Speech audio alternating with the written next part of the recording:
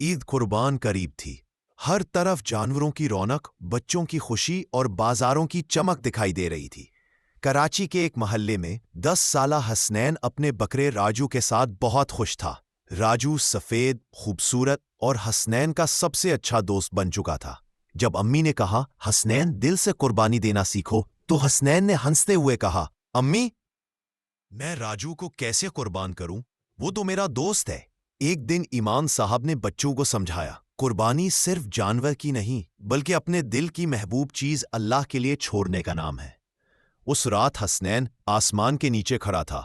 اس نے ہاتھ اٹھائے، آنکھیں بند کی اور کہا یا اللہ مجھے سچی قربانی کی طاقت دے۔ عید کا دن آیا۔ حسنین نے راجو کو نہلایا، تیار کیا اور آہستہ سے اس کا ماتھا چوما۔